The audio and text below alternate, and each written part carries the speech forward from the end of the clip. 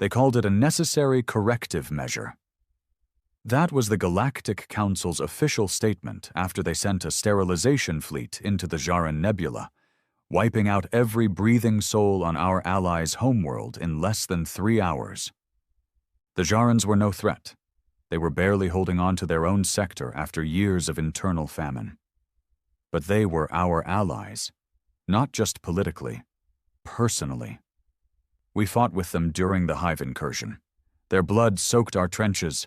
We bled for them, died with them. And now they were gone, vaporized under the soft, bureaucratic justification of galactic order.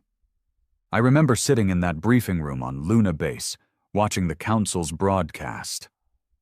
Every delegate, smug behind polished translations and vague diplomatic phrasing, sat under the same banner of peace, the same banner that now reeked of genocide. My fists clenched, my jaw locked until it cracked. Admiral Thorne stood beside me, eyes sharp but unreadable. I wasn't just another soldier in the room that day. I was the official liaison to the Jaran Defense Wing. Their names, their culture, their war songs, they were etched into me. I'd eaten with their war priests. I'd buried their dead. I'd held a Jaran hatchling after her father was torn apart by Vrel beasts. And now those people, all of them, were dust, and the galaxy had already moved on. "The Council has overstepped," someone muttered. One of our diplomats, still too naive to realize this wasn't politics anymore. This was war, but they didn't say it. No one did. Not yet. That night, I stood at the edge of the hangar, watching dropships refuel. The silence of space beyond the bay doors was unbearable. It felt like the Jarans were screaming in my head. I couldn't sleep. I couldn't eat. All I saw were firestorms raining down on cities I once called second homes. All I heard were Council delegates excusing it all in the name of balance. The bastards didn't even let us retrieve the bodies. Orbital sweeps. Nothing left. Not a bone. Not a data core. Not a stone. The next day, Earth's president delivered a statement to the Council. Carefully worded, of course. Condemnation without consequence. Stern language. A request for investigation. It made me sick. A week later, our ambassador to the Council was found dead. Airlock malfunction. That's what the official report said. Malfunction. No one on Earth believed it. Not in our command circles. Certainly not me.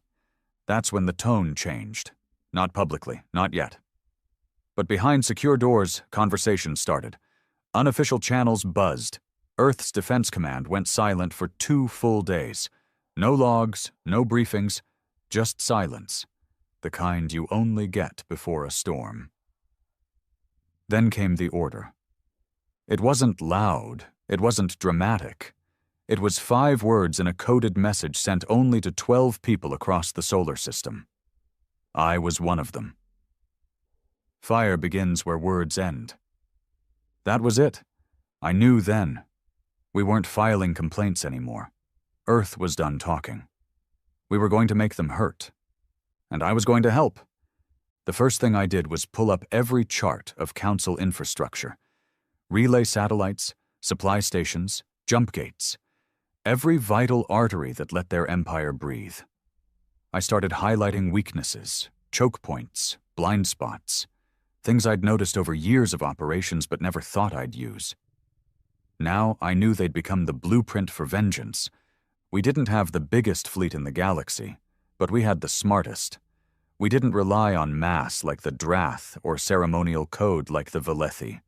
Earth fought dirty. We invented guerrilla warfare before half the galaxy even knew what deception meant. And now we were going to make the Galactic Council remember why they used to fear us. I stood on the deck of the Erebus as our fleet began to mobilize in total blackout. No communications, no broadcasts, just silent movement like a predator closing in. They thought we'd do nothing. They were wrong.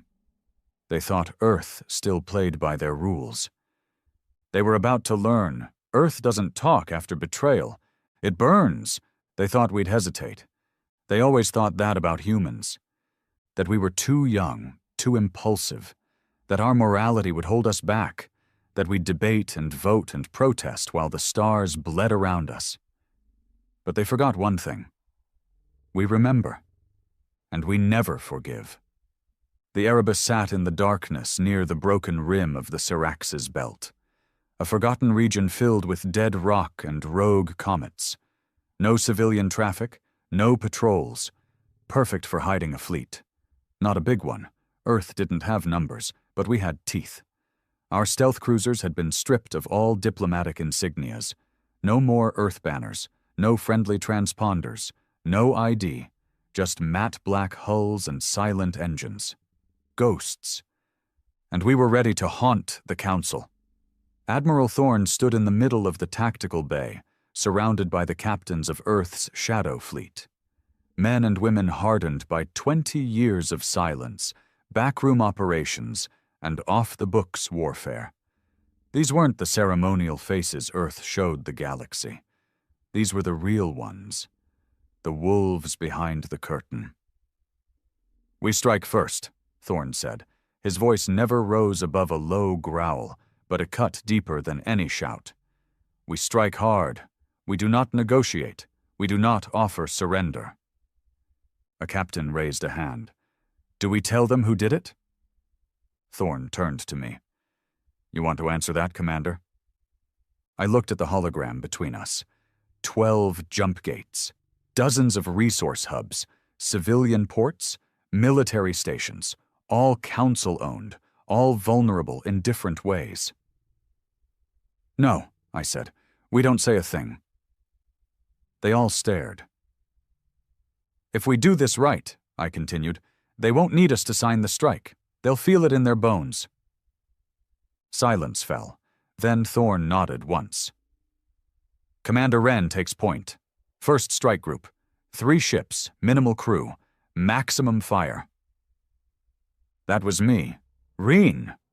My father had died in orbit during the Hive War. My brother had bled out beside a Jaren convoy. My friends? Buried across a dozen cold moons.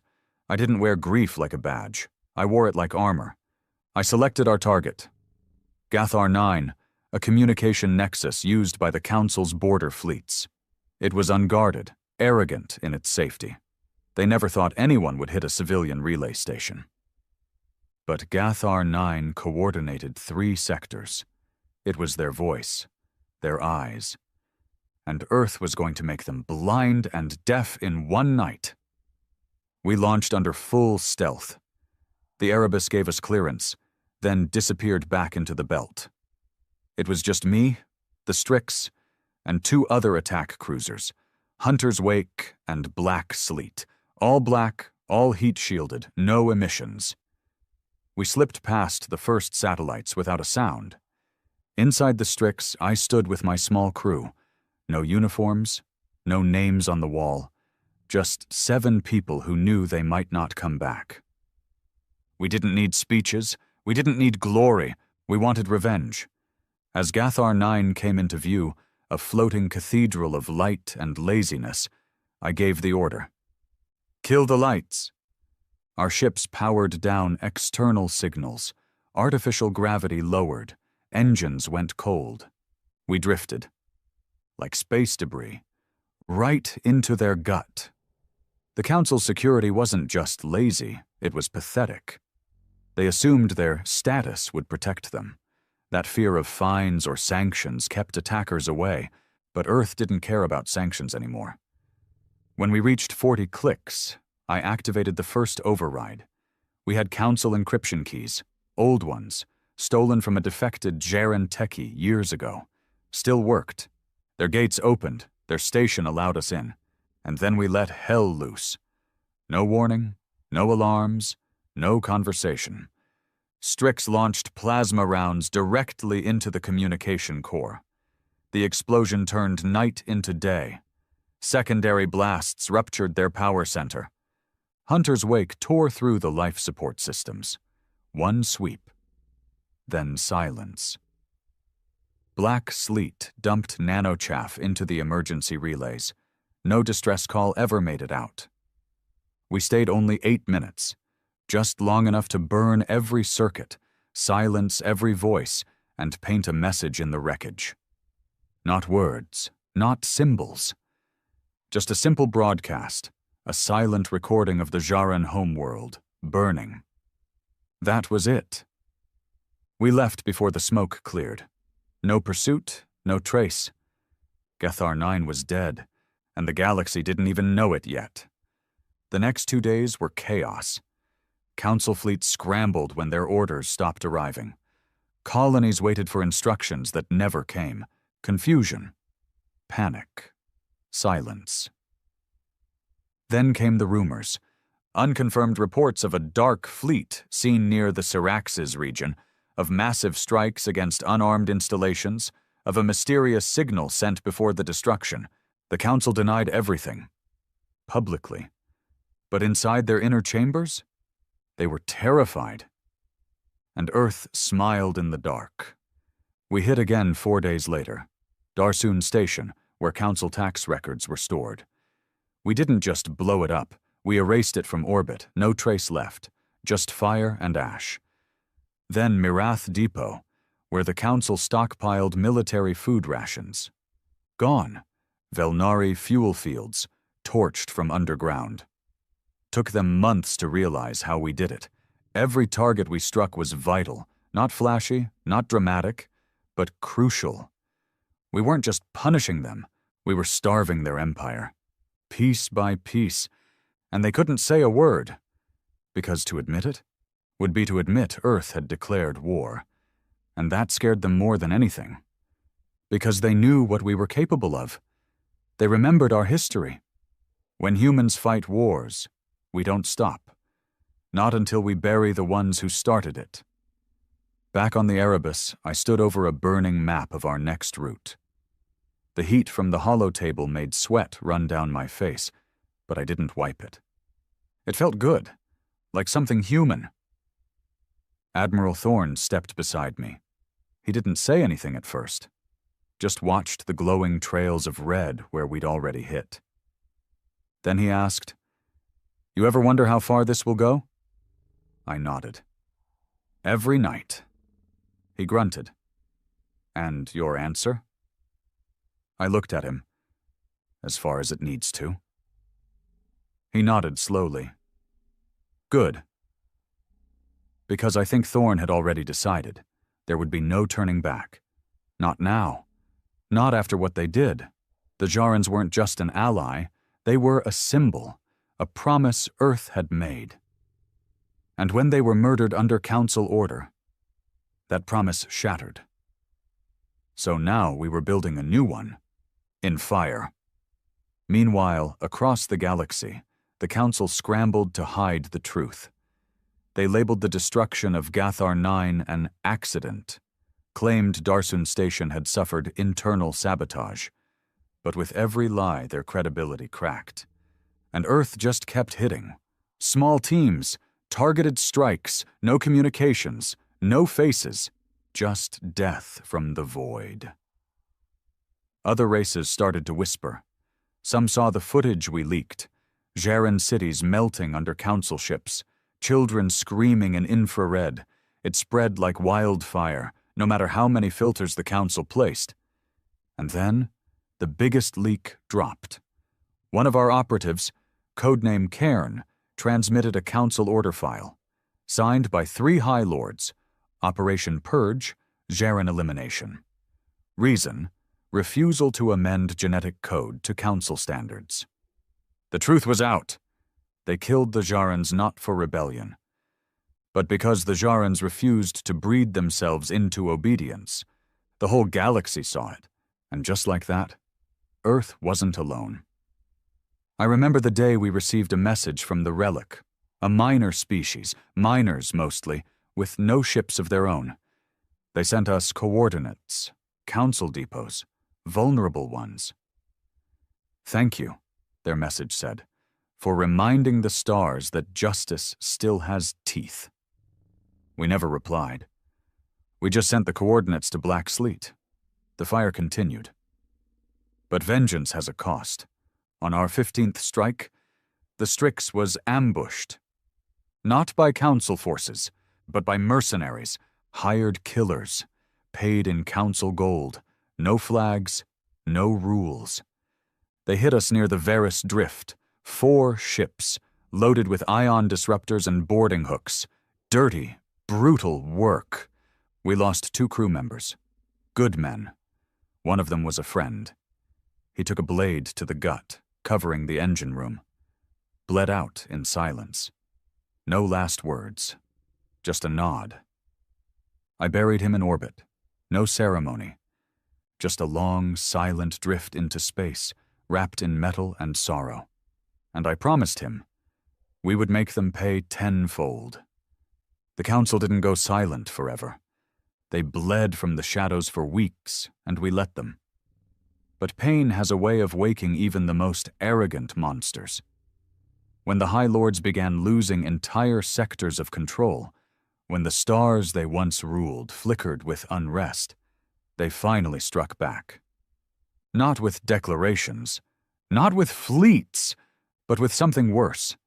They sent the Red Order, not official, not documented, not even acknowledged in their records. But every soldier in the galaxy knew them. Assassins, hunters, a council creation, denied in public and feared in private. We used to think they were a myth, something whispered about in backwater bars and off-record black ops. We were wrong. The first time we knew they were real, they left us a message. It was burned into the hull of Hunter's Wake, one of the ships from my original strike group. We found it drifting near the edge of the Ireland Rift. Crew gone, engines frozen, no signs of battle, no scorch marks. Just 5 words, seared into the side like a brand. Silence is not strength, Ren. My name, my call sign? No mistake. The council had stopped pretending. They wanted me to know they were hunting now. That shook the fleet harder than any battle could. Fear's a poison, especially when it moves quietly. We pulled back, not because we were scared, but because we needed to think. A direct war with the council's elite? That wasn't the plan. Our mission was precision, sabotage, death without fingerprints. But now they wanted a name. So we gave them one. Thorne convened his inner circle aboard the Erebus.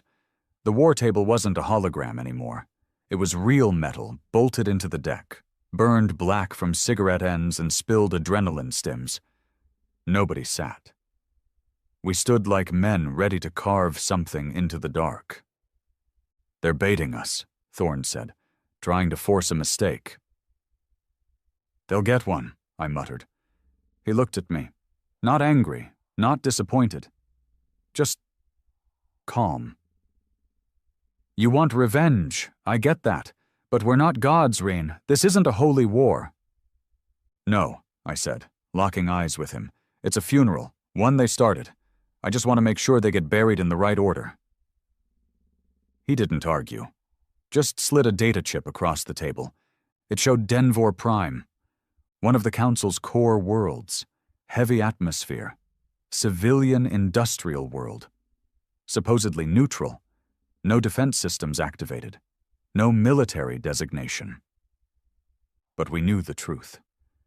Deep under the factories and the smog-choked skies, Denver Prime housed a vault, a storage site for Red Order dossiers, mission archives, personnel logs, names, coordinates, timelines. And we were going to steal it. I led the ground team. Not just because it was personal, because I wanted to look them in the eyes, the people who pulled the trigger on the Jarans, on Hunter's Wake, on everything we'd lost. My boots hit the Denvor surface with a hard clang, dust kicking up in thick red clouds. The city around us was mechanical, ugly, towers of smoke and rust, covered in pipes and grease and decay. The Council dressed its cities like empires, but their truth was always rot. We moved fast, 6 men, all silent. Black suits, high-frequency silencers, optic cloaks. We found the vault under a false warehouse marked as oxygen recycling. Inside it was cleaner than I expected. White light, metal walls, high security, no alarms. We'd disabled those on entry, cut the fiber links, fried the AI. We moved through the lower halls like ghosts until we found the central archive, guarded, not by soldiers, but by one of them, a Red Order agent. First time I'd seen one up close. He was taller than I expected, pale, scar across one eye. He didn't reach for a weapon. He just looked at me, like he knew. "You must be Ren," he said softly. I raised my rifle. He didn't flinch. "You think this is vengeance," he continued, "but it's just another war. One you won't survive." I didn't speak. I just pulled the trigger, and he vanished. Not dodged, vanished. Light bent, cloaking tech way beyond anything Earth had. Then the room went red. Sirens blared. Doors slammed. We were trapped. The ambush hit in under a minute. 3 Red Order agents dropped from the ceiling, blades drawn, no guns. They didn't shoot. They wanted it close. Personal. One of my men, Bren, took a knife through the chest before he even screamed. I tackled his killer, cracked his neck against the wall. Another sliced through Varn's leg. He went down hard, screaming, blood spraying in arcs across the white walls. I snapped into full kill mode. No hesitation. No mercy. I fired point blank into the cloaked shimmer, twice, and the body dropped with a wet thud. By the time it was over, only 3 of us were standing, and we were breathing fire. We tore through the vault doors with a portable sonic drill, hacking the core console. Minutes felt like hours. Finally, the data chip was in my hand, containing every Red Order location and mission report from the last 10 years. Names, bases, flight paths, all of it. We ran. One man bled out on the escape craft. Another lost a hand. I didn't care. I'd gotten what we came for. Now I was going to light the stars on fire with it. Back aboard the Erebus, we reviewed the files. The room was dead silent. Every screen flickered with red stamped files, orders signed by the same council leaders who'd once sat on peace panels. Now, we saw the rot behind the curtain. They'd assassinated diplomats, tortured defectors, poisoned entire settlements that resisted genetic compliance. And worst of all, they'd planned the Garan Purge 6 years in advance. That wasn't justice. That was genocide, cold and calculated. "Burn them," Thorne said. "Burn every single one of them." I looked down at the list. There were over 300 known Red Order bases scattered across Council territory. We wouldn't hit them all, but we'd hit enough. And we'd make sure every Council bastard with blood on their hands knew what it felt like to lose. We started with Surat Moon, a medical outpost, secret, hidden under surface layers, staffed by Council scientists who performed body enhancement trials on captured species. They said it was research. We called it torture. We didn't ask questions, we just hit it. Orbital fire, no warning, no survivors. Then Falrex Station, a comms hub masquerading as a trading post. The Red Order stored blackmail intel there, audio files, black box confessions, bribes, leverage they used to keep neutral worlds quiet. We didn't just destroy it, we broadcasted it. Across every channel, every frequency. Secrets spilled into the stars. Council corruption laid bare. Suddenly, their allies weren't so loyal anymore. The Velethi suspended trade. The Arun pulled back their embassies. Even the silent, cold-blooded Dreth Syndicate, who never took sides, sent out a neutral statement of strategic disengagement. The Council was cracking, and Earth kept swinging. After the fourth strike, black sleet went dark. No signal, no distress. Gone. We found fragments later, hull chunks, burned bones. Red Order signatures were all over the wreckage. They'd learned. They were adapting. Just like us. And that's when I realized something. This wasn't revenge anymore. This was a new war. One not just between Earth and the Council, but between the truth and the lie they called peace. We had started as a whisper in the dark. Now we were thunder. And we weren't done. Not by a long shot. The hardest part wasn't the killing. It was the silence after. There's something cold about orbital fire. 1 minute you're staring at a planet with lights, motion, life. The next, just smoke and silence. It doesn't scream, it doesn't beg. It just dies, quietly. And then you go back to your ship. You sit, you breathe, and you wait for the next name on the list. We'd taken out 12 Red Order installations in 2 weeks. Fast, ruthless, unrelenting. But every hit made them smarter, more paranoid. Their movement slowed. They started pulling their assets inward, back to the core worlds, back to Corellian Prime, the central jewel of the Council's empire. Untouchable, they believed. Impenetrable. They were wrong. Corellian Prime wasn't just a city planet.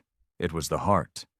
Council archives, political towers, military commands, Red Order headquarters buried 10 levels below the surface, a world protected by 10 orbital defense rings and a fleet of warships that could tear our entire force apart in minutes. It was suicide. But sometimes suicide is just war, wearing the right face. And Earth was ready. It started with the call no one wanted to hear, the kind of message that hits you so hard, you forget how to breathe. Erebus is gone. Those were the words. No preamble, no warning, just a transmission from one of our last recon drones, bleeding static. We saw the footage.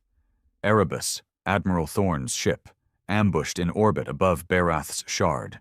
Council assassins cloaked in civilian transports. They got close, then released subspace charges inside the hull. Erebus imploded before anyone even screamed. No survivors. Admiral Thorne was vaporized, and with him, our command link. For 22 seconds, the fleet was in chaos. No orders, no hierarchy. Ships drifting, crew frozen. Then I stepped forward. Not because I wanted to, because nobody else would. The message I sent was simple.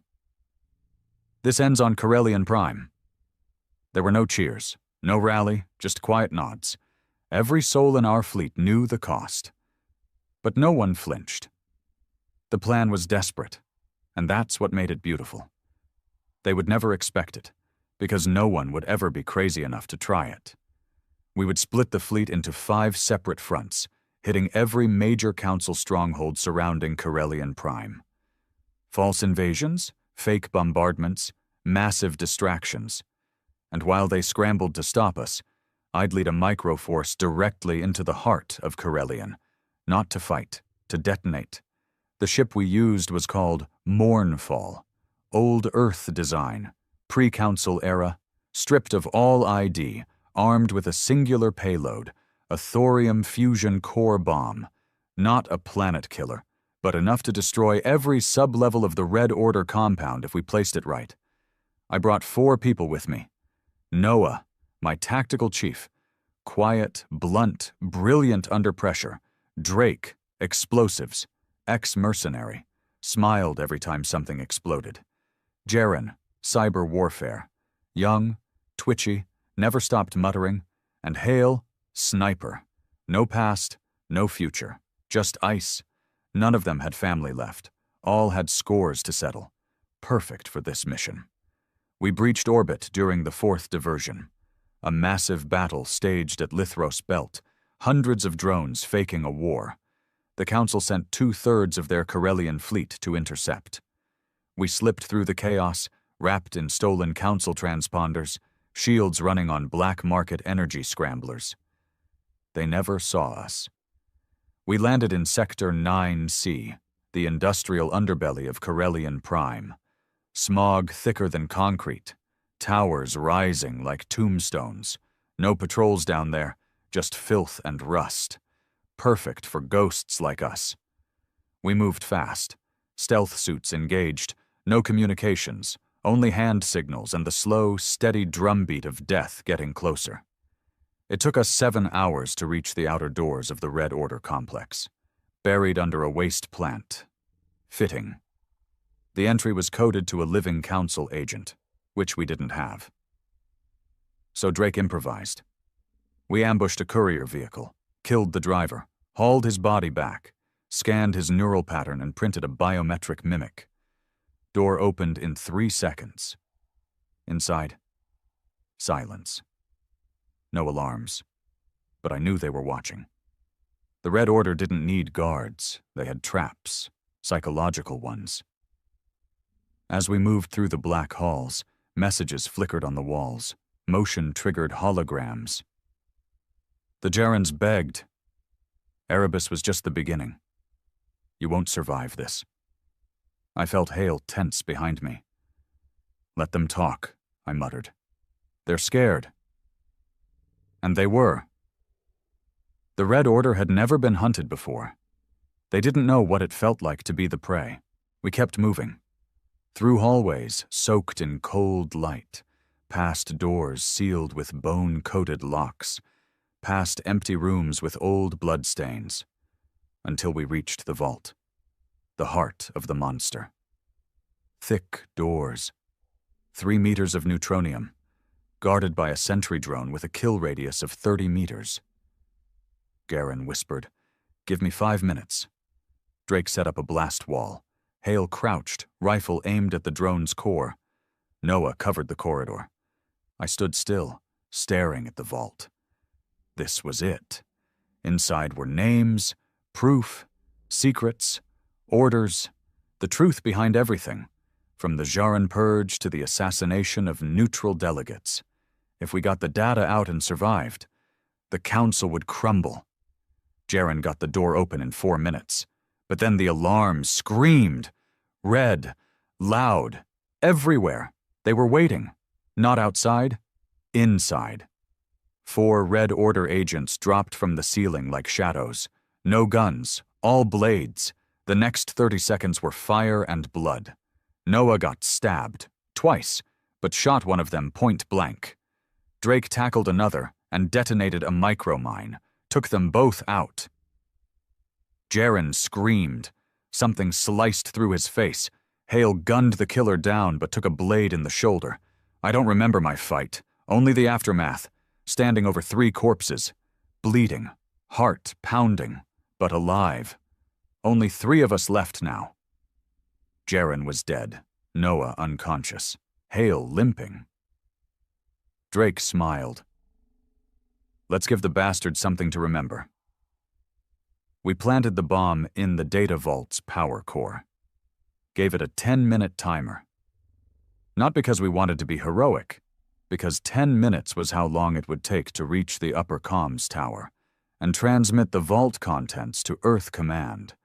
We couldn't carry the data out, so we'd burn the place down and send the truth across the stars. Let the galaxy see what the Council really was. Those last 10 minutes were hell. We climbed a maintenance shaft through rising smoke and screams. Hale passed out once. I had to drag her. Drake took a hit from an auto turret and kept moving like it was a mosquito bite. We reached the comms tower with 45 seconds left. I jammed the chip into the console. Hit transmit. The signal flared, bouncing off 6 old Earth relays still buried in deep space. We watched the progress bar crawl toward 100%. 88%, 92%, 97%, complete. Drake turned to me. You ever wonder if they'll forgive us? I shook my head. I hope not. Then we ran. 5 seconds before the bomb blew. We didn't die. We should have. But Hale had triggered a gravity cable on the way out, launched us clear into the waste chasm below the city. The blast wave hit seconds later. Everything above us shattered. The Red Order vault? Gone. Every secret exposed. The heart of the Council? Burned. They tried to lie, of course. Said it was a reactor leak. Said we were terrorists. That Earth had gone rogue. But it was too late. The data was everywhere. Screens lit up across the stars. Images of the Jarans burned alive.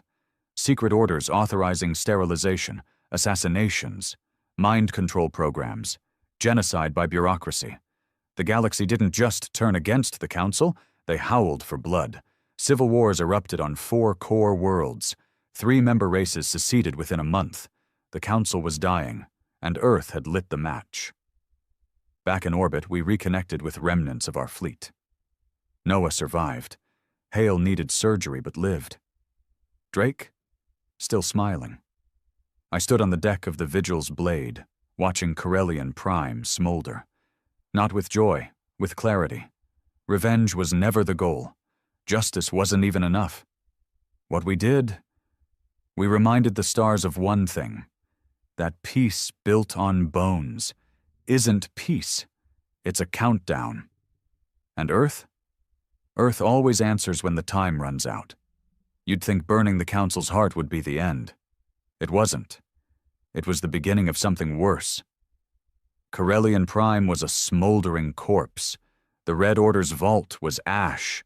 The Council's secrets were out. The galaxy had seen the truth, and the galaxy was angry. But anger is wild, unpredictable. It doesn't always turn into unity. Sometimes it turns into madness. Within a week of the Corellian transmission, everything unraveled. The Theran Combine, longtime Council trade enforcers, declared neutrality.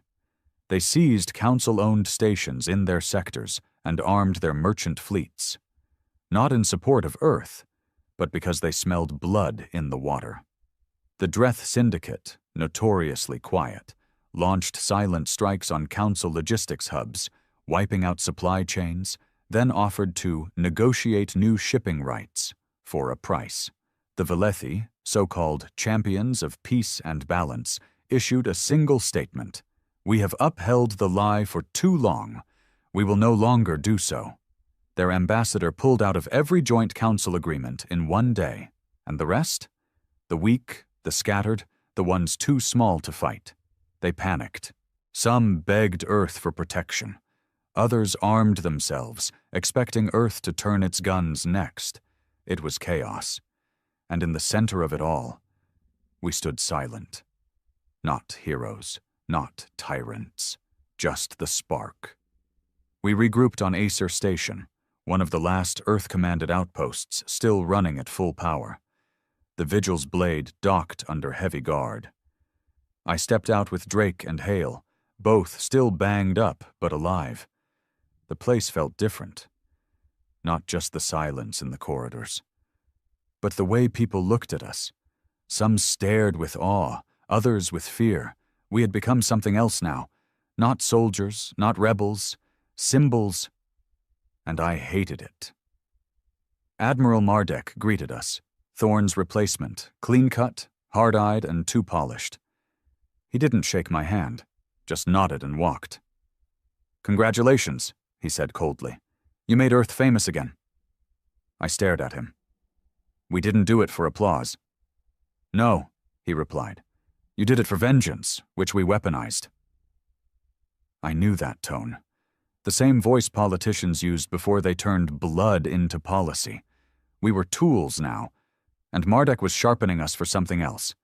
He laid out the strategy, Earth ascendancy. That's what they were calling it. The Council was collapsing, power vacuums everywhere. Earth's name, burned into every screen, had become a rallying cry. So Mardek's new doctrine was simple. Fill the void. He wanted to place Earth-aligned governments on liberated planets, set up trade hubs, build outposts, spread protection through firepower and diplomatic coercion. "Humanity doesn't get this kind of chance twice," he said. "We either rise, or we fade back into the dirt." I asked him one question. "And who leads it?" He didn't blink. You. I laughed in his face. Not out of pride, out of disbelief. I wasn't a leader. I was a killer. I had blown apart vaults, snapped necks, burned cities from orbit. And now they wanted me to wear a uniform and call it salvation? Drake was more blunt. You want Ren to wear a crown made of skulls and act like it's gold? Mardek didn't even flinch. Number, I want him to remind the galaxy who kept the fire burning when everyone else ran. Hale, still wrapped in med-gel, looked at me and said nothing. That silence was worse than any order. In the end, I agreed. Not because I believed in Earth ascendancy, but because I knew if I didn't control what came next, someone worse would. The kind of man who used phrases like necessary civilian containment and strategic resource recovery. The kind of man like Mardek. So I became the face, the war-scarred commander who broke the council, the voice in a dozen broadcasts telling worlds you are no longer under their rule. I shook hands with Valethi senators. I sat in negotiation rooms with blood still under my nails. I walked through Jaran ruins, alone, and left nothing but silence. Everywhere we went, we installed governments, Earth-backed, Earth-armed. Some called it liberation. Others called it conquest. Both were right. But power poisons fast. It started small, a council archive discovered on the edge of the Valus cluster, detailing covert deals between Earth's old politicians and the very monsters we burned. We were told to suppress it. Old news, they said. The people don't need confusion. I wanted to release it anyway. Mardek blocked me. You think this is about truth? He snapped. Truth is a tool. You either use it, or you let someone else do it first. I felt sick, the same logic the Council once used. But it didn't stop there. On Terraloon, a mining colony that declared support for Earth, a resistance group refused to sign Earth's Reconstruction Pact. 3 days later, their main building suffered a mysterious reactor breach. Everyone inside, dead. When I asked for a report, I was told, no foul play detected. But I knew the script. I'd written it. They were using my tactics, my fear, my silence, and twisting it into policy. I confronted Mardek.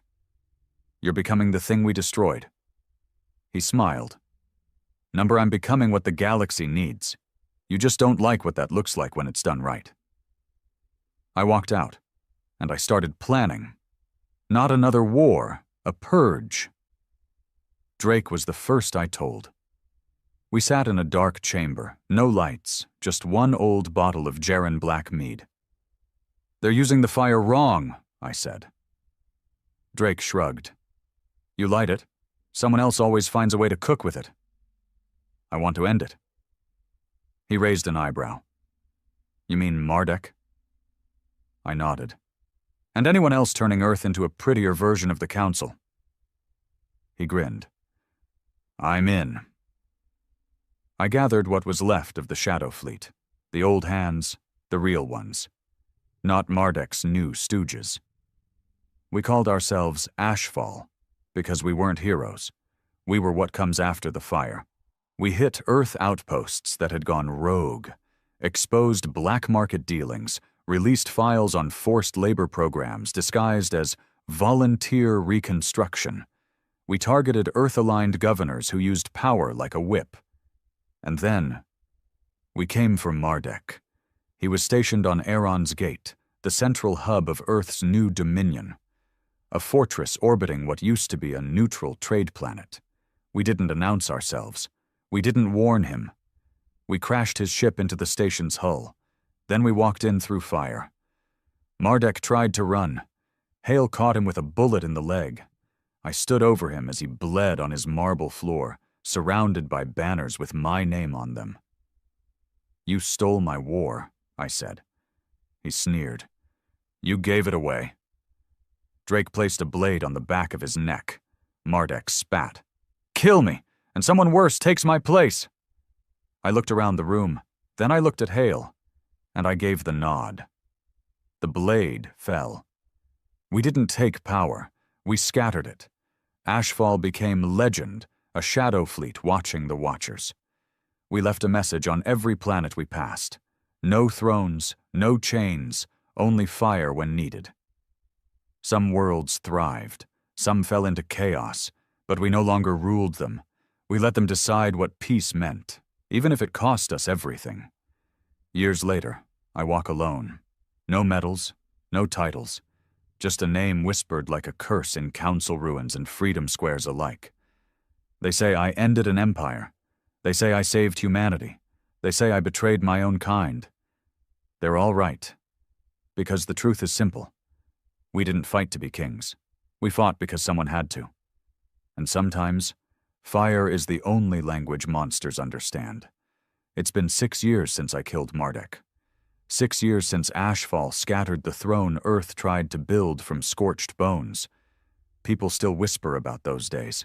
About the fire, the purge, the vengeance. But no one talks about what came after. What peace really looks like when the smoke clears and the flags come down. Because here's the truth. Peace isn't glory, it's silence, and silence can rot you from the inside. I live on Veltrin 4 now, a cold, ugly rock in a dying system that no one fights over. No cities, no politics, just wind, rock, and the occasional drunken miner who thinks I'm someone else. They don't recognize me. Not anymore. I grew out the beard. My left arm's artificial now, thanks to that ambush on Orias Gate. My spine's shot. My lungs scream on every breath in the cold. Good. Pain keeps me honest. Drake said that once, right before he blew himself up on Kelser Station to take out a council warlord who resurfaced. He was right. I wake up before sunrise every day, not for any noble reason, just habit. Old soldiers don't sleep well. Not when their ghosts line up every morning, waiting to be acknowledged. Some mornings I see Thorn's face, or Garen's, half his jaw missing. Sometimes it's the Jaren hatchling I held once, before the council fire turned her world into ash. They don't speak, they just watch, like they're waiting for something. A verdict. One day I get a visitor, first in months. I hear the shuttle before I see it. No markings, fast, surgical descent. Not a miner. I walk out of the shack I call a home, shotgun slung over my shoulder out of habit. The ramp lowers, she steps out. Tall, lean, dark coat. No rank, but I know the look in her eyes. Soldier. Real one. She walks up to me and says, "Commander Wren?" I stare at her. "Don't use that name." She doesn't flinch. "You're needed." I laugh. "No, I'm avoided. That's the whole point." She holds out a chip. "Someone's building again, but not from the ashes. They're using the bones." I take the chip. Let it load into my ocular implant. Data scrolls, names, locations, fleets, something new, or maybe something old wearing a new mask. The Covenant of Purity. Never heard of them. But their insignia's made of two things, a burning council seal and the Earth insignia. Merged, twisted, perverted. My gut clenches. "Where'd this come from?" I ask. "The Velethi," she replies. "They've been watching them grow, quietly, carefully, and fast." I squint at her. "And you?" "I represent no one." "Then why are you here?" She hesitates, then says, "Because I watched my father die on Surat Moon, and I believed in what you did. I thought the fire meant something." She steps closer. "But now someone else is using your fire to build their empire, and the galaxy's too scared to stop them." I look at the chip again, and I feel it, that old pull in my chest. Not glory, not rage, but duty, the kind you never get to retire from. 3 days later, I leave Veltrin 4. Don't pack, don't say goodbye. No one to say it to. She pilots us out of the system in silence. Her name's Kira, doesn't offer a last name. That's fine. Some names are better buried. We reach Darius Void a week later, one of the neutral sectors no one cared about during the council collapse. Used to be a trade hub. Now, ghost station. Except it's not empty. We scan activity. Ships, not big ones, but fast. Modified, armored, black market builds. But too uniform to be random pirates. They're organized. Kira whispers, "That's where the Covenant stages their outer patrols." I ask, "Any infiltrators?" "None survived." I nod. "That's about to change." We land silent. Stealth insertion, just like the old days. The air inside the station tastes like copper and sweat. We move corridor by corridor, cloaked, quiet. And then I hear it, a speech, echoing from the central chamber. We slip closer. And what I see freezes my blood. Hundreds of people, different species. Some in Earth exo armor, others in modified council uniforms, all staring at a single figure on the dais. A man, human, young. Too young to remember the war, but his words. "They betrayed us," he says. "Earth lit the stars on fire and then abandoned us to the dark. The council fell, but nothing better rose. We've waited long enough." He raises a fist. "And now we rebuild. Not with compromise, not with weakness, but with purity." The crowd roars. Behind him hangs a banner, half council, half Earth, stitched together like a goddamn Frankenstein monster. Kira whispers, "That's their prophet. Name's Colvin." I watch him speak. His tone is mine, years ago. His fire is mine. But his direction is everything we fought against. He isn't trying to free anyone. He wants to dominate. We exfil that night. No shots fired, no alarms. But I know what's coming, and I know what I have to do. I send the word. Old channels. Ashfall ghosts, not all answer. Some are dead, some buried in exile deeper than I ever went. But a few voices crackle through the void. One message. "They're using your name, Ran." Time to take it back. We hit them hard, 2 weeks later. Not their fleet, their ideology. We intercept a propaganda ship broadcasting purity manifestos to border worlds. We hijack the signal, and I speak. No helmet, no title, just the scarred, half-dead version of the man they tried to turn into a symbol. If you're hearing this, you've already lost something. Maybe your home, maybe your family, maybe your place in the stars, and maybe you think someone like him will give it back to you. I pause, then lean in. But Colvin doesn't want to save you. He wants to use you, the same way the Council did, the same way Earth tried to. I know because I watched it happen. I burned for it. I stare into the lens. If you follow him, you're not choosing strength. You're choosing slavery, just dressed in new armor. Ask yourself one thing. When was the last time someone gave you power, without asking you to bleed for them first? The feed cuts. Then we destroy the transmitter. Over the next month, we hit 12 of their outposts, expose 5 of their leaders, hijack 16 of their propaganda lines. We don't kill unless forced. We don't conquer. We remind. Remind the galaxy that tyranny doesn't always wear alien skin. Sometimes it looks like your own reflection, but then they hit back. Hard. Ambush near Veth Corridor. 3 Ashfall ships lost. Kira shot, shoulder wound. We limp away. And I realize they're not just growing. They're recruiting from the children of our fire, those born after the war, raised on half-truths and burning questions. They want meaning, and Colvin gives it to them. With my name on the banner, it all comes full circle, doesn't it? We burned the old empire. Now a new one rises from its bones. My bones. And the only way to stop it is to burn it again. Even if this time I don't come back. We lost Ridgefall Station 2 days after the Veth ambush. It wasn't just a base. It was one of the last neutral refueling points in the deadline, a corridor of unclaimed space where no one held authority and everyone held a weapon. Ashfall had kept it quiet. Low profile, no flags, no comms, no propaganda, just food, fuel, rest, and silence. It was the kind of place where tired men went to stop shaking and remember how to breathe. Colvin didn't care. His people hit it without warning. 3 stealth cruisers, 2 shock teams, no demands, no messages, just a single signature burned into the hangar floor before they left.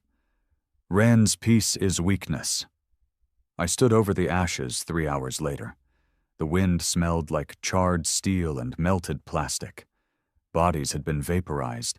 Only shadows remained, burned into the walls, outlines of people caught in the blast wave. One of them looked like a child. Maybe a technician. Maybe a refugee. Didn't matter. They were gone. And Colvin had sent his message, loud and clear. We buried the fragments in silence. No graves, no speeches, just dust and a crater. Kira leaned against the burnt remains of a comm tower, blood leaking from her shoulder bandage. She hadn't said much since the attack. Not since she watched 5 of her friends get atomized by Colvin's proxy fleet. "You okay?" I asked. She didn't look at me. "Does it matter?" "No," I said. "But I ask anyway." She turned. Her eyes were red, not from crying, from rage. "This was supposed to be over, Ren. You broke the monsters, you burned the gods. Why are there still flames?" Because fire doesn't go out, I thought. It spreads. We returned to Ashfall Base 4, a hidden supply point in the rings of Darvak. It was quiet, isolated. Nobody knew about it except me, Hale, and the 2 surviving crews we had left. And that's when the plan came together. Not a strategy. A kill order. We weren't going to chip away at Colvin anymore. No more chasing signals. No more hijacking broadcasts. We were going to cut off the head. Colvin's flagship was called the Justifier, built from salvaged council tech, Earth plasma rigs, and stolen Dreth alloy. It was a monstrosity. Not elegant like a council cruiser. Not rugged like an Earth destroyer. Something in between, twisted, patched, almost angry in its design. It didn't orbit a world. It commanded one. Arcanos Sigma used to be a dead moon. Now it served as his command nexus, headquarters of the Covenant of Purity. Fortified, shielded, surrounded by orbiting kill stations and a dozen warships. And he was there. We confirmed it through deep slice surveillance, footage, heat signatures, voice patterns. Colvin was central, always visible, always preaching from his marble tower like a prophet in polished armor. He wasn't hiding. He was daring us. And I was ready to accept. Ashfall gathered what was left of itself. 1 main battlecruiser, the Writhe, 5 escort ships, 4 stealth pods, 15 soldiers, 2 snipers, 3 techs, 1 medic, and me. Broken spine, artificial arm, half a lung that whined when I coughed. It didn't matter. I'd survived worse. So had they. Drake was dead. Jaren, too. Thorn long gone. Hale missing in action, taken 2 years ago during a failed op on Helena's Verge. I hadn't heard from her since. Maybe she was alive. Maybe not. But I still carried her tags, because I knew this might be the last fight. And if it was, we'd go out the way we came in. No banners, no mercy, just fire. We launched at 0300 Earth time. Kira piloted. I sat beside her, staring at the tactical screen. Colvin's fleet had spread out. Arrogance or overconfidence. Probably both. His ships patrolled far, assuming no one would dare attack his seat of power. They didn't count on desperation. Desperation fights dirty. Desperation doesn't care about odds. Desperation makes men into weapons. We didn't hit Arcanos Sigma directly. That would have been suicide. We went under. Through the moon's fault line, an old mining shaft from before Colvin occupied the system. Kira had mapped it. A tight squeeze, crushed most sensor readings. We slid in under blackout. 2 stealth pods first, loaded with scramblers and jamming relays. They disabled 2 orbital eyes before the Covenant even noticed. By the time we breached the atmosphere, The writhe was already mid-dive. We punched through the lower cloud layer like a meteor, and dropped hell. EMP bombs first, knocked out local relays, shock troopers next, hit the outer barracks before anyone raised a shield. Then I touched down, gun in hand, eyes fixed on Colvin's tower. They fought like zealots, not soldiers, not trained, but fanatical, fueled by propaganda and fear. Some of them shouted my name, in hatred. Others whispered it like they weren't sure if I was real. To them, I was myth, the ghost of a dead fire, the relic of an old war they never saw. Now I was flesh and bone, and they didn't know what to do with me. They died confused. Kira took a bullet to the leg during the main breach. I dragged her into a side hall and wrapped it with thermal gauze. "You shouldn't be here," she hissed. I grunted. "Neither should you." She smiled through the pain. "You really going to kill him?" I didn't answer, because she already knew. We stormed the tower. 5 of us left by the time we reached the top. 2 snipers, 1 tech. Kira on my side, me in front. Colvin waited in a throne room of polished black glass. Huge, cold, designed to impress. He stood alone. No guards, no guns, just him in his custom-built armor, smooth, white, lined with gold, and the earth crest warped into some holy symbol. He turned slowly as we entered, and smiled. I wondered when the old god would return. I raised my rifle. "You're not worth monologues." "I'm worth truth," he said, "and I'm your legacy." I stepped forward. "Number, you're my mistake." He didn't move. "You burned the council," he said calmly. "You turned humanity into legend. And then what? You ran off to some rock and let the galaxy rot. I didn't create the Covenant out of ambition. I created it out of need.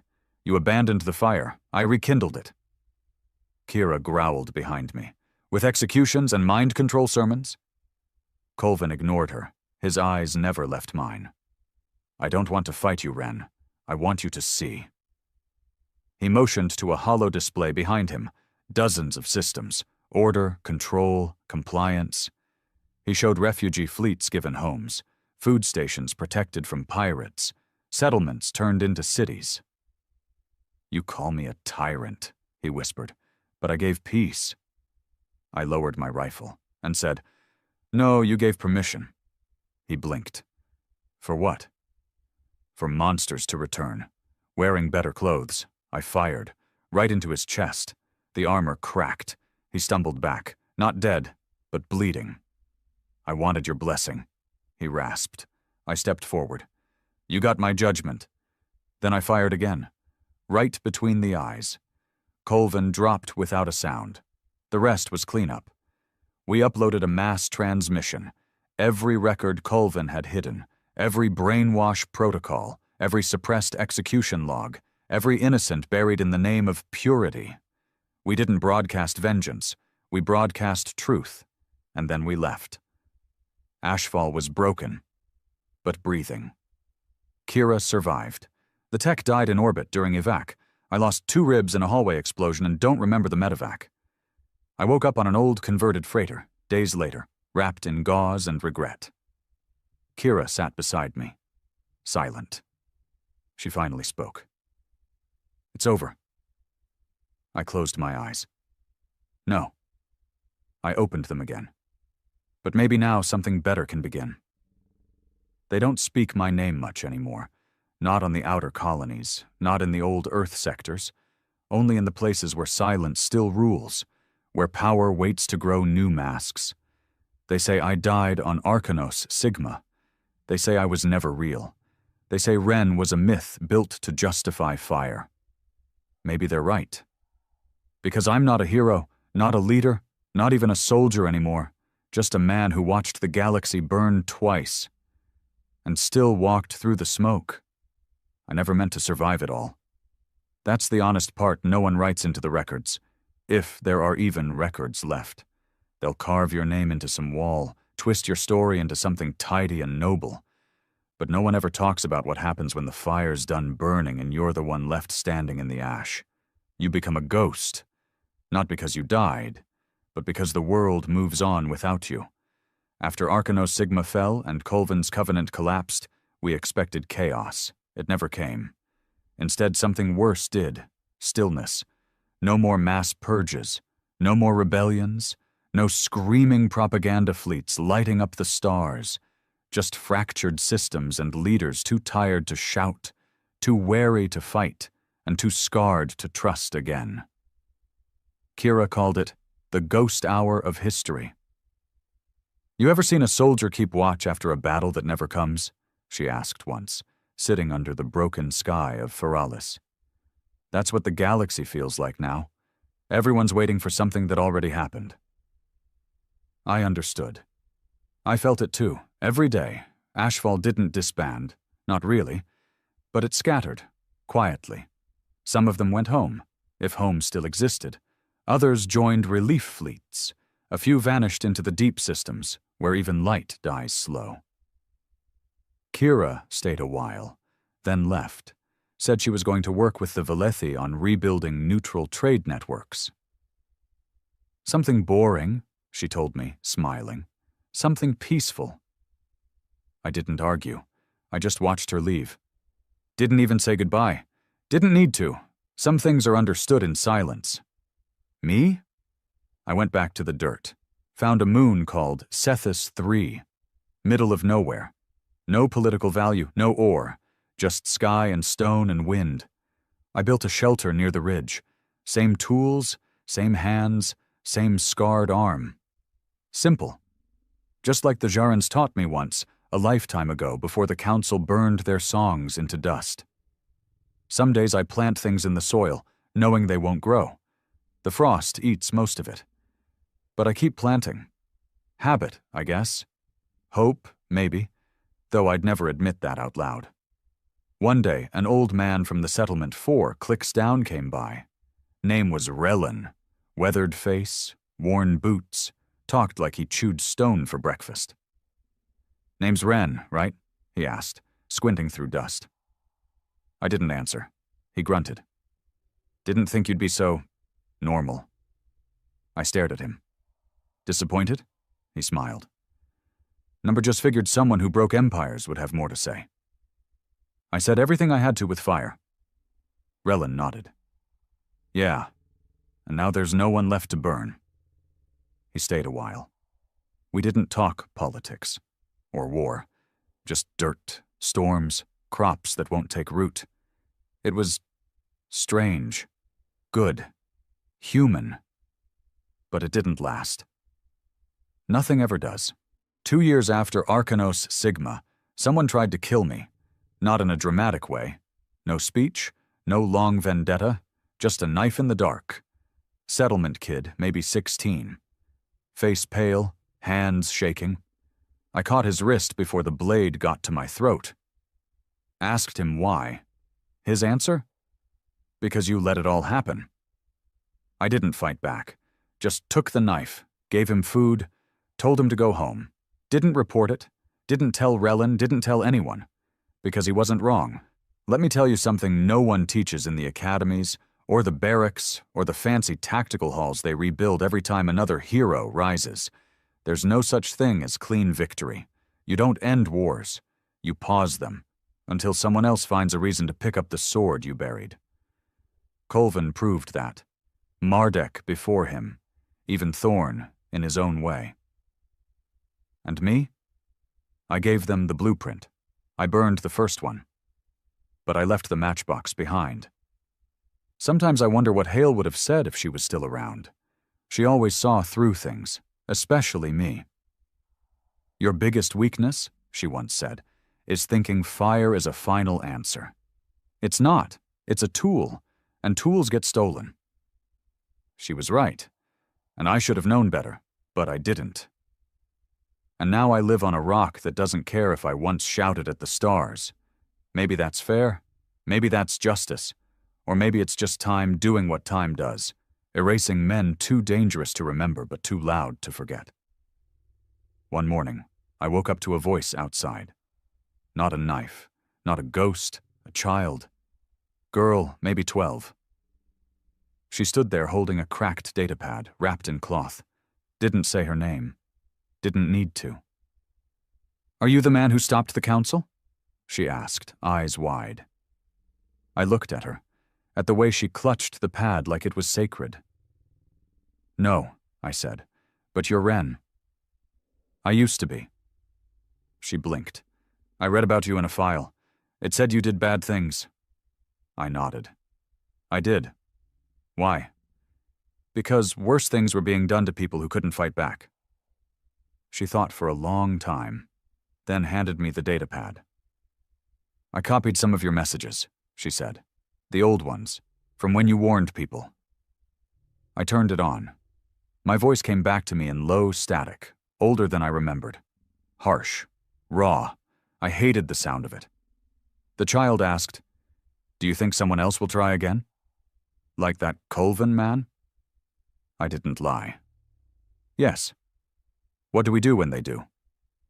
I looked out at the horizon, wind cutting across broken stone, and I said, "You speak, you fight, and if no one listens, you light the fire again, but you burn clean."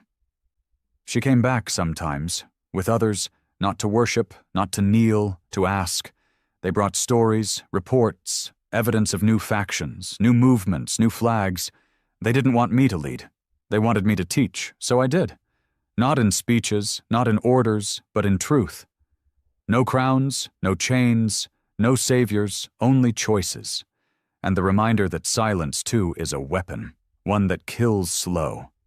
I'm dying now, not from war, just time. Old bones, bad lungs, an arm that sparks when it rains. I write this from the same shack I built with my own hands. Not to inspire, not to confess, just to record. Because history isn't shaped by heroes, it's shaped by the broken, bleeding men who refuse to let monsters sleep easy. If you're reading this, don't make me a martyr. Don't carve my name.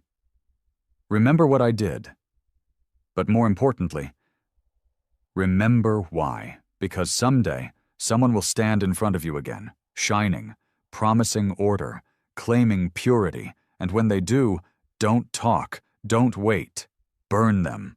The galaxy had long dismissed humanity as an insignificant backwater species. The Galactic Union, a vast coalition of advanced civilizations, barely acknowledged Earth's existence. It was a planet of primitives, they said, technologically stunted, politically fractured, and militarily irrelevant. Then came the Titan. It appeared on the fringes of Union-controlled space, a monstrosity of steel and fire, unlike anything the galaxy had ever seen. Towering over even the largest warships of the Jirva Armada, the Titan radiated an aura of raw, unbridled power. Its hull, forged from unknown alloys, absorbed sensor scans without revealing its secrets. Its weapons, silent and ominous, pulsed with an energy signature that defied classification. The moment it emerged, every major power in the Union froze in fear. Admiral Gotar of the Zeltar Dominion was the first to speak during the emergency council meeting. His holographic form flickered above the circular table, his scales bristling with unease. "This is an act of war," he growled. "Humans were not supposed to have this kind of technology. They were barely capable of interstellar travel a century ago." A chorus of agreement followed. The Vranex hegemony, the Ultari Confederation, even the once neutral Carey Diplomatic Collective. All of them murmured their anxieties through their respective representatives. The Union's Supreme Chancellor, a composed but visibly shaken Rilvarian named Orothtai, raised a tendril to silence the room. "We do not yet know their intentions," he said. "We must determine if this Titan is here for peace or conquest." A cold silence followed. Because deep down, they all knew the truth. Humanity wasn't here to talk. Humanity had come to make a statement, and the galaxy would never be the same. The Titan did not broadcast a message. It did not send a diplomatic envoy. It simply drifted through the void like a silent predator, its engines humming with a power that dwarfed even the most advanced Union warships. From the bridge of his command vessel, Admiral Gotar watched with a mix of disbelief and dread. The Zeltar Dominion prided itself on its military prowess, boasting fleets that had crushed entire civilizations under their rule. Yet, in all his centuries of service, he had never seen a ship like this. "Status report," he barked. His sensors officer, a jittery young Zeltar, swallowed nervously before responding. "Admiral, we have scanned the Titan multiple times, but our readings remain inconclusive. Their armor is absorbing most of our scans. What little we can detect suggests extreme energy output." "How extreme?" The officer hesitated. "At least 10 times the power levels of our Dreadnought-class warships, possibly more." A heavy silence fell over the bridge. That was impossible. The Galactic Union's most powerful warships, built over millennia of technological advancement, operated within a known range of energy output. The Titan shattered those limits. Gotar clenched his claws. "Are their weapons active?" "No detectable charge, Admiral, but their armament is—" The officer hesitated again, glancing at his console as if he couldn't believe what he was reading. "Spit it out, officer." "Their weapons are unidentified. Some appear to be railguns, mass drivers of a scale we've never seen. Others give off energy signatures we can't categorize. But there's one in particular, mounted along the ship's spine. It's putting out enough residual power to match an entire fleet's main batteries combined." Gotar's blood ran cold. A single weapon with the firepower of an armada? That was not just a warship. That was an extinction-level threat. "Open a channel to the Galactic Union High Command," he ordered. "Tell them we may be dealing with the most dangerous species in the galaxy." On the other side of the Union, in the grand chambers of the Supreme Council, the galactic leaders argued in panic. "We must send a fleet," one delegate roared. "We must show these humans that they cannot intimidate us." "And risk war?" another countered. "We do not even know if they intend to fight." Oroth Tai, the Supreme Chancellor, sat motionless, his luminous blue eyes staring at the live feed of the Titan. Every instinct in his ancient body screamed at him. This was no bluff. The humans had sent this ship to be seen. It was a message, a warning. But the warning wasn't for the Union's leadership. It was for the entire galaxy. "Contact the human government," Oroth Tai finally spoke. "We need to understand exactly what we're dealing with." The chamber fell silent. No one dared oppose him. Moments later, a transmission was sent. For hours, there was no reply. And then, when the galaxy least expected it, the humans answered. A single transmission. Just 5 words. Cold. Simple. Unnerving.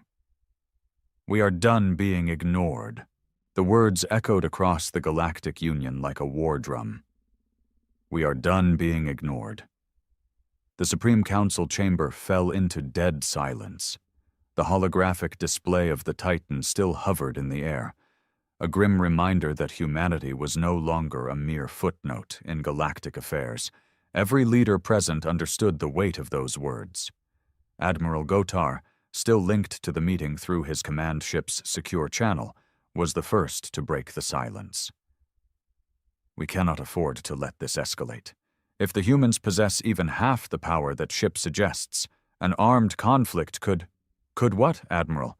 interrupted High Warlord Varak of the Vranex hegemony, his thick, furred frame leaning forward aggressively.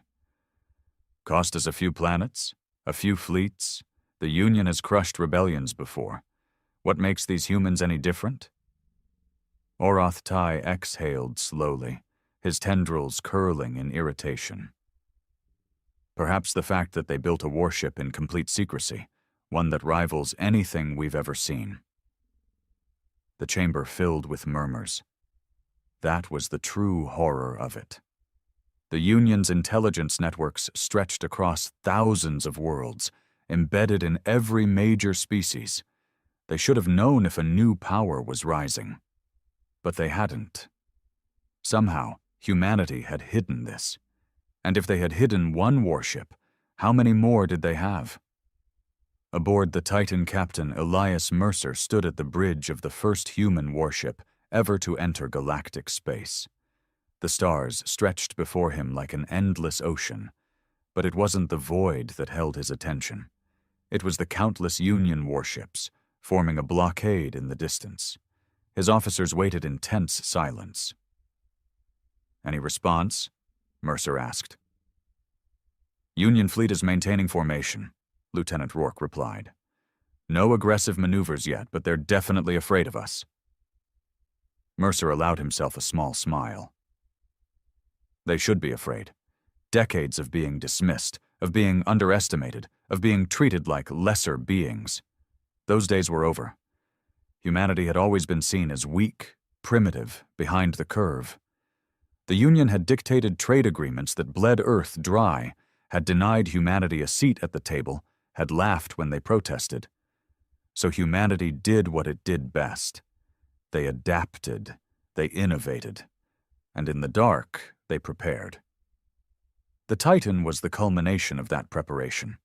A warship designed in secrecy, built in underground shipyards on Mars, using technology that not even the Union's most paranoid intelligence agencies had detected.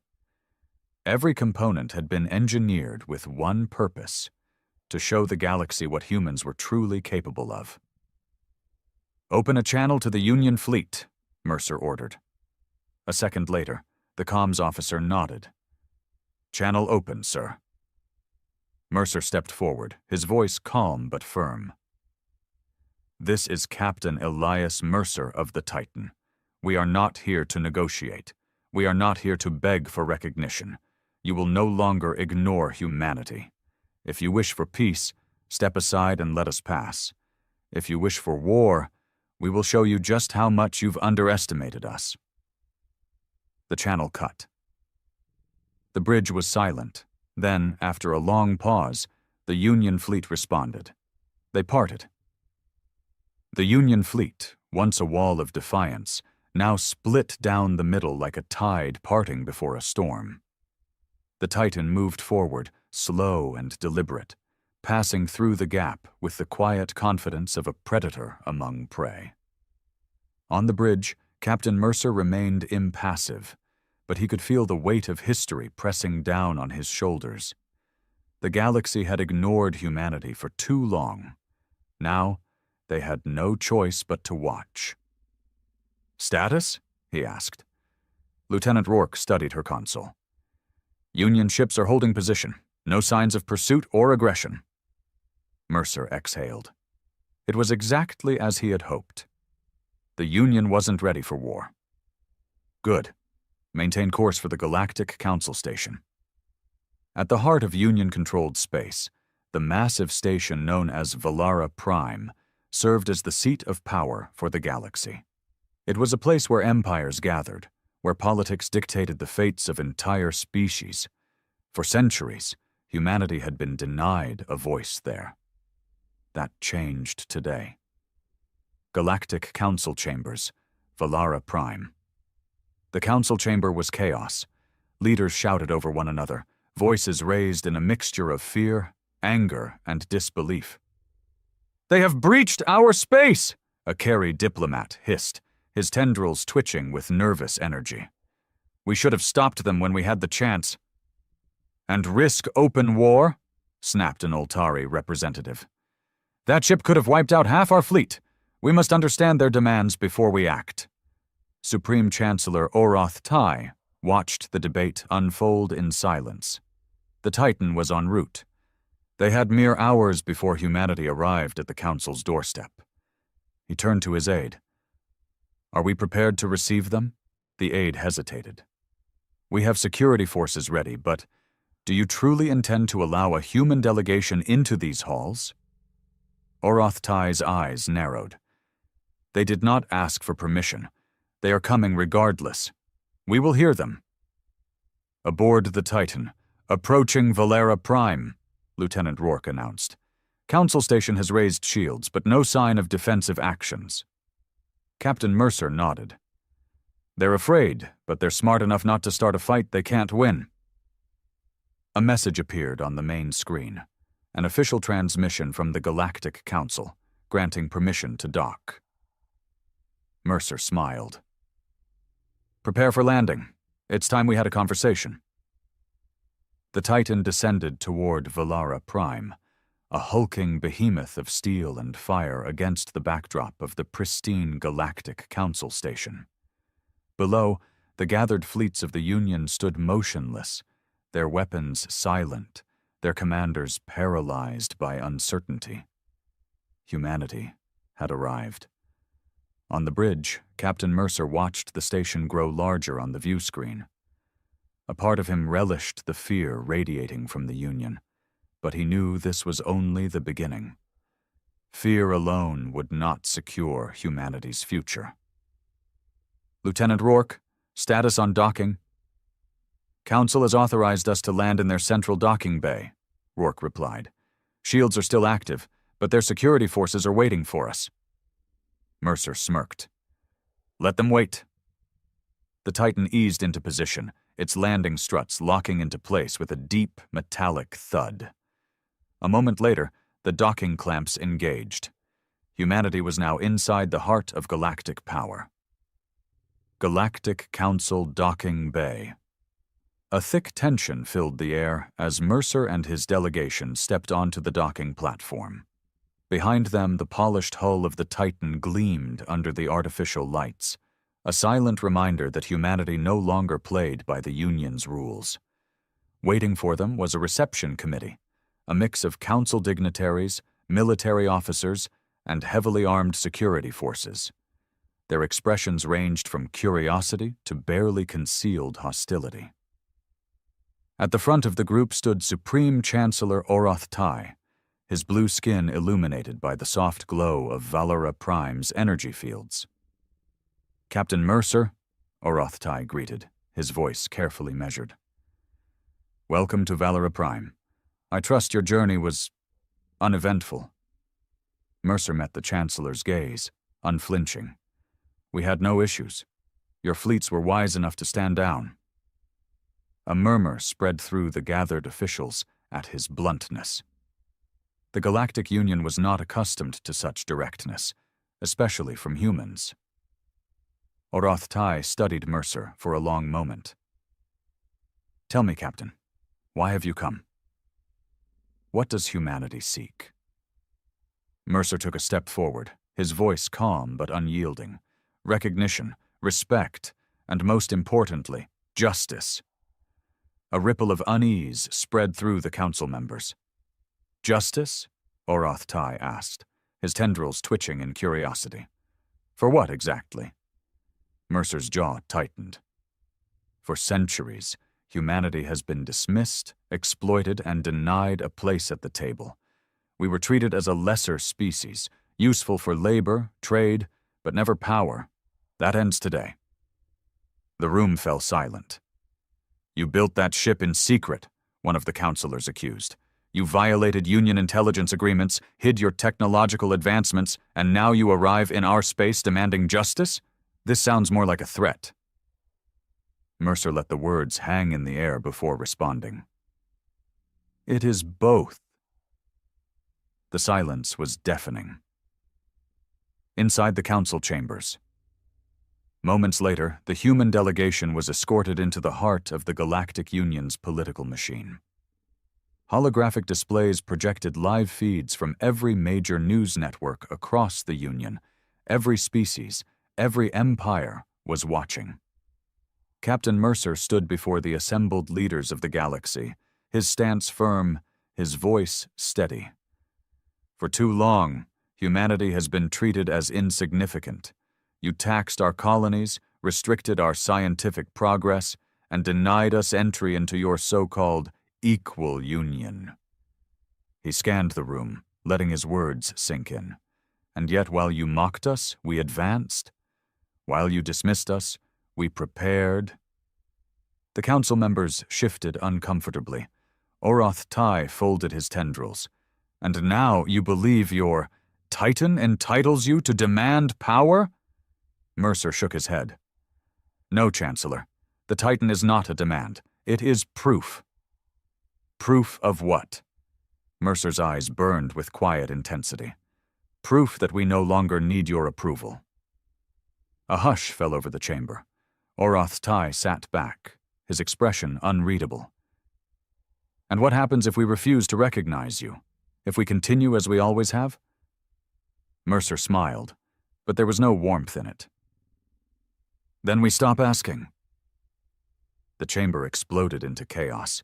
The council chamber was a storm of voices, some raised in anger, others in fear. The most powerful leaders in the galaxy, beings who had dictated the fate of entire civilizations for millennia, now found themselves on the defensive. Captain Mercer let the chaos play out.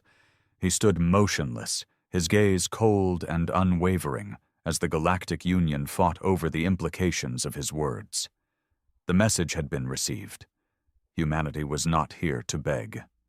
Oroth Tai, the Supreme Chancellor, finally raised a hand, silencing the chamber with a sharp motion. His luminous blue eyes studied Mercer carefully. Let us assume, for a moment, that we recognize humanity as an equal power, he said slowly.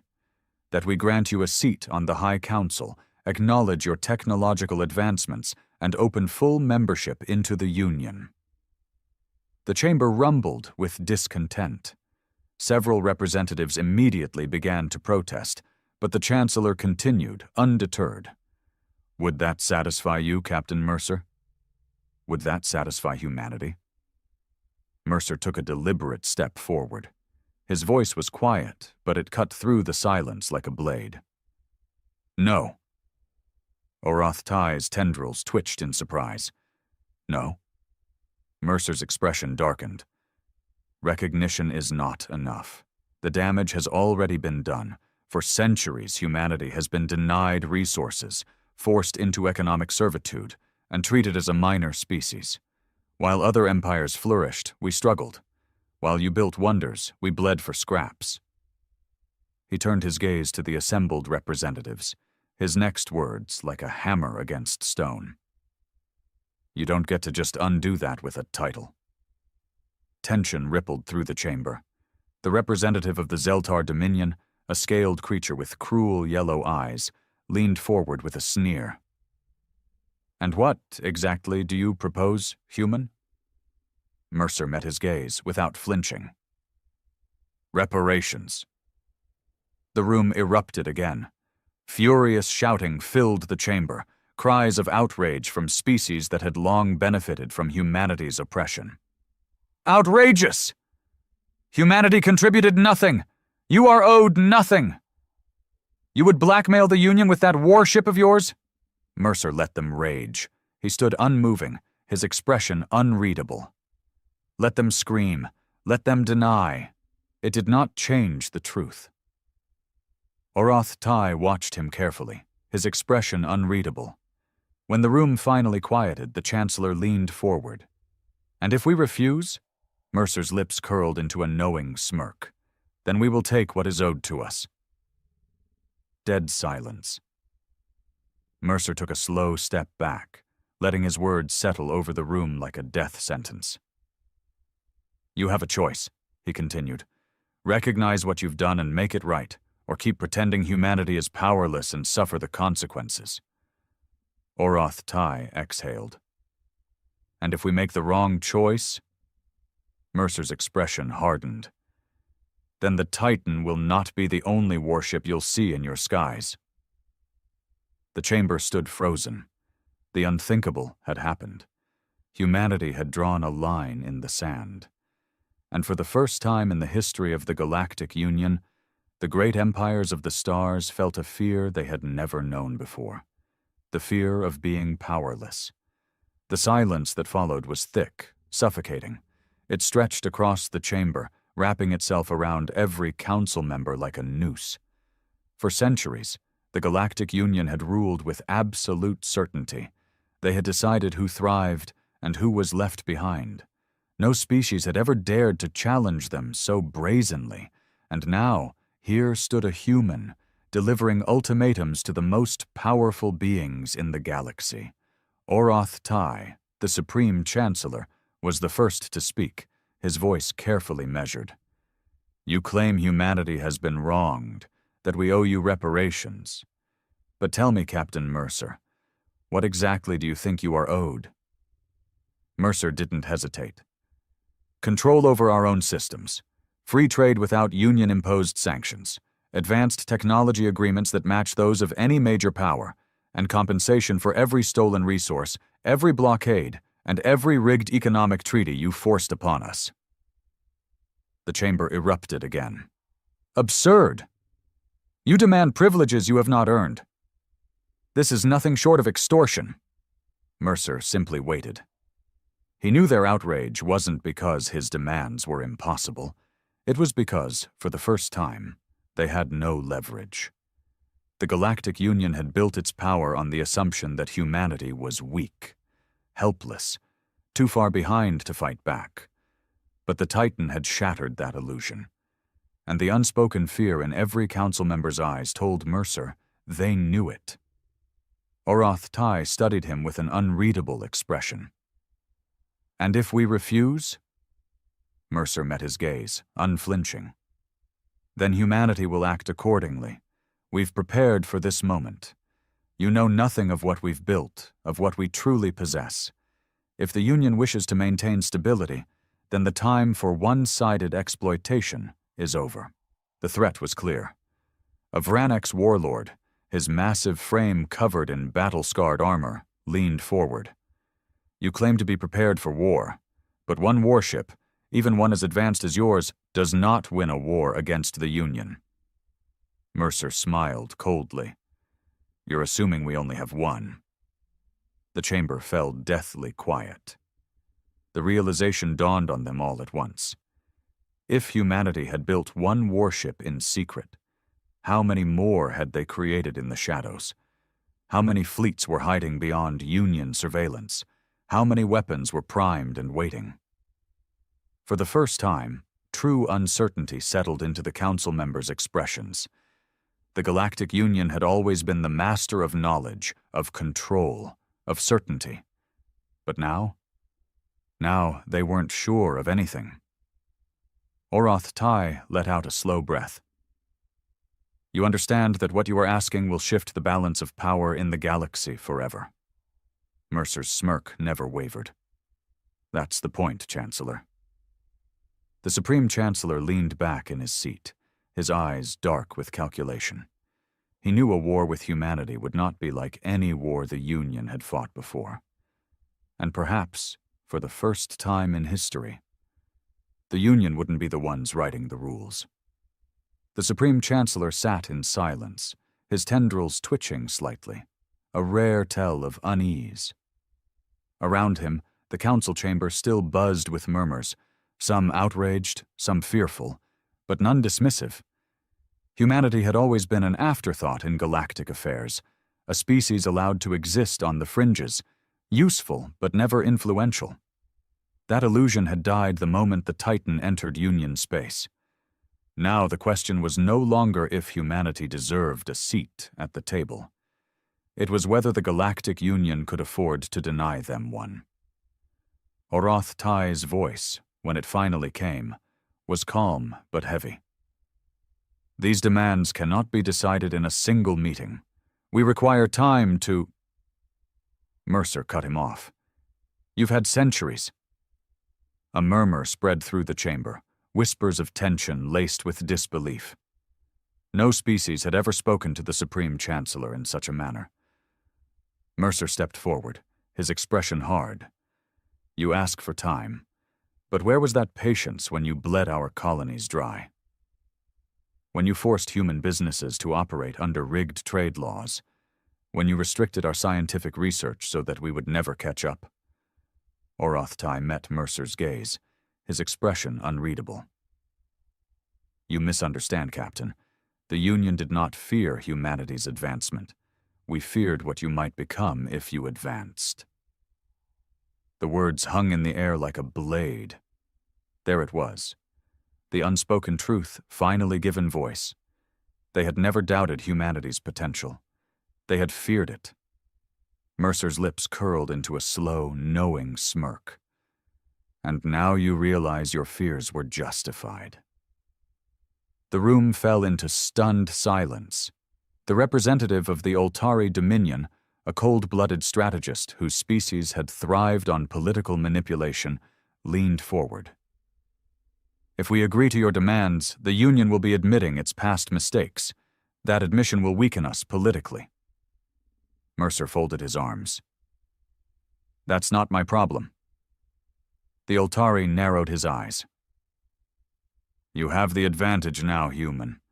But consider this, if we comply, the other empires will resent humanity's rise.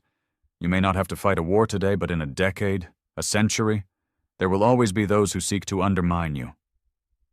Mercer chuckled, shaking his head. You think we don't know that? Humanity doesn't expect friendship from this union. We don't need it. What we need is what we've earned, control of our own destiny. And if that makes enemies out of you, so be it. A ripple of unease passed through the chamber.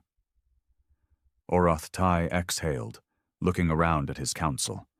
He could see it in their eyes, the calculations, the shifting priorities, the desperate search for a way out. But there was none. Humanity had backed them into a corner. He turned his gaze back to Mercer. What will it take to avoid war? Mercer's expression turned cold. Accept our terms, publicly. Not behind closed doors, not with empty agreements. We want it broadcast across every system in the Union. Let the galaxy see humanity take its place. A heavy silence settled over the chamber. The demand was devastating, not just in its political ramifications, but in what it symbolized. The Galactic Union had spent centuries ensuring humanity remained beneath them. Now, they were being forced to kneel before it. Oroth Tai closed his eyes for a long moment. When he opened them, he gave a slow, reluctant nod. The Galactic Union will convene an emergency session to vote on your demands. Mercer inclined his head slightly, a victorious glint in his eyes. Make it quick, Chancellor. We're not known for our patience. With that, he turned on his heel and walked out of the chamber, his delegation following behind. The doors sealed behind him, leaving the most powerful leaders in the galaxy sitting in stunned, helpless silence. For the first time in history, the Galactic Union had been given an ultimatum, and they had no choice but to obey. The doors to the council chamber slid shut behind Captain Mercer, but he didn't allow himself to relax. Not yet. The corridors of the Galactic Union headquarters were eerily quiet, a stark contrast to the chaos inside the chamber. Beside him, Admiral Lorna Hayes kept pace, her face impassive, but he could see the tension in her shoulders, the way her hands hovered near her holster. That went well, she muttered under her breath. Mercer smirked. Depends on your definition of well. She shot him a sharp look. They're going to stall. They'll delay, argue among themselves, find ways to water down the agreement. You know that, right? Mercer nodded. Of course, they think they still have time. They're wrong. Hayes exhaled, glancing down the corridor. We should get back to the Titan. I don't trust these bastards not to try something desperate. Mercer was about to respond when his earpiece crackled to life. Captain, this is Commander Reynolds aboard the Titan. We've got movement, multiple Union warships breaking formation. No weapons lock yet, but they're repositioning near the station's defense grid. Mercer's jaw tightened. He knew exactly what was happening. The Union Council was still arguing, but some factions weren't willing to wait. Someone had just decided to test humanity's resolve. Understood, Commander, Mercer said calmly. Keep shields at full readiness. If they so much as flinch in our direction, I want a full power-up sequence on the railguns. No shots fired unless I give the order." "Aye, Captain." Hayes cursed under her breath. "I knew it. They can't help themselves." Mercer turned down the next hallway, his pace quickening. "Let's not jump to conclusions. Maybe they're just positioning for security reasons." "Yeah," Hayes said flatly. "And maybe they think they can intimidate us into backing down."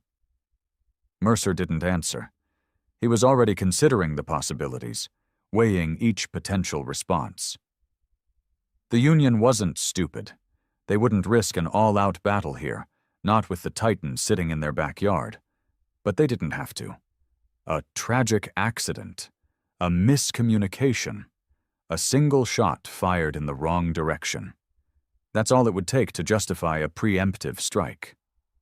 The Union was still arrogant enough to believe they could put humanity back in its place. He was about to prove them wrong. Inside the council chamber, Oroth Tai remained seated as the representatives around him dissolved into chaos. "This is madness," one of the Vranex generals snarled. "We should destroy their ship now before their threat spreads." "And risk total war?" a Zeltar diplomat hissed. "You saw how calm he was. He's not bluffing. We still don't know what else humanity has built." "The time to strike is now," the Vranex general roared. "We outnumber them 100 to 1. Enough." The chamber fell silent. Oroth Tai slowly rose to his feet, his luminous blue eyes scanning the room. He could feel the fear in the air, the uncertainty.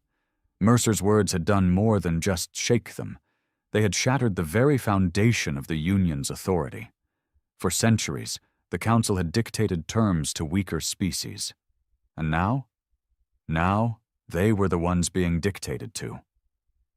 Oroth Tai's voice was quiet, but it carried across the chamber with an undeniable weight. "If we fire first, we lose everything," the Vranex general scoffed. "You let fear guide you, Chancellor." Oroth Tai turned his piercing gaze on the warlord. "Number I let reality guide me. Humanity is no longer beneath us. They are not asking for war, but if we give it to them, we may not survive the outcome." The warlord opened his mouth to protest, but something in Oroth Tai's expression made him hesitate. The Supreme Chancellor exhaled slowly. "We vote. Now." The murmurs started again, but no one objected. This was the moment. Would the Galactic Union acknowledge humanity as an equal power, or would they force the war they had always feared? Outside, the Titan hovered in orbit, its guns silent but watching. Waiting. Humanity's patience was not infinite, and if the vote went the wrong way, the galaxy would soon learn exactly what that meant. Minutes stretched into an eternity as the Galactic Union Council cast their votes. The chamber was silent except for the soft hum of the automated tally system, displaying the results in real time. Mercer and Hayes had returned to the Titan, standing on the bridge as the broadcast played out across the galaxy. The vote wasn't just for the Union. It was for every species watching, every government wondering if humanity's rise would be acknowledged peacefully or through war. The tally ticked upward. Yes. Yes. Number, yes. Yes. Mercer watched without expression, but he could feel the tension behind him. The Titan's bridge crew barely moved, all eyes locked on the screen, and then the final vote was cast. 63% in favor. A low murmur swept through the council chamber as the Supreme Chancellor stood, his expression unreadable.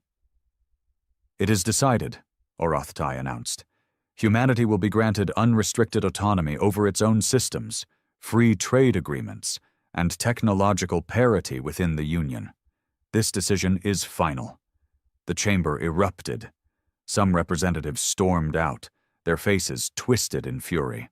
Others watched in stunned silence, as if they couldn't believe what had just happened. But Mercer wasn't focused on them. His attention was on the Union warships stationed near the defense grid, the ones that had moved too close to the Titan. Hayes exhaled. "They're not pulling back," Mercer activated his earpiece. "Reynolds, what's our status?" "Still holding position, Captain," Reynolds replied. "But the lead destroyer just powered up its targeting scanners. No weapons lock yet, but they're watching us." Mercer's jaw clenched. He turned his attention back to the screen, where Oroth Tai was still speaking. "The Galactic Union will make this declaration public across all member worlds," the Chancellor continued. "Humanity has earned its place among us, and we shall move forward, together." Then he turned his head slightly, as if listening to an incoming message. A subtle shift in his posture told Mercer everything. Oroth Tai's voice hardened. "I now issue a direct command to all Union military forces. Stand down immediately. Any act of aggression against humanity following this vote will be considered treason against the Union itself." For a moment, nothing happened. Then, one by one, the warships surrounding the Titan changed formation. Targeting scanners powered down. The destroyers began pulling back to their original positions. Mercer allowed himself a slow breath. "It's done," Hayes muttered. Mercer wasn't so sure. Far from the council chamber, in the shadows of a distant system, another meeting was taking place. The Vranex warlord who had opposed the vote sat across from the Oltari strategist, their expressions dark. "This is unacceptable," the warlord growled. "We have spent centuries ensuring humanity remained beneath us, and now, because of one ship, the council bends the knee?" The Oltari's yellow eyes gleamed. "The council is weak, but we are not." The warlord leaned forward. "Are you suggesting what I think you are?" The Oltari smiled. "The Union may have voted, but not all of us agree with their decision. There are other ways to put humanity back in its place. And I know exactly where to begin." The warlord rumbled in approval. "Then let's remind them why the galaxy fears us." On the Titan, Mercer watched the stars, knowing this wasn't the end. It was just the beginning.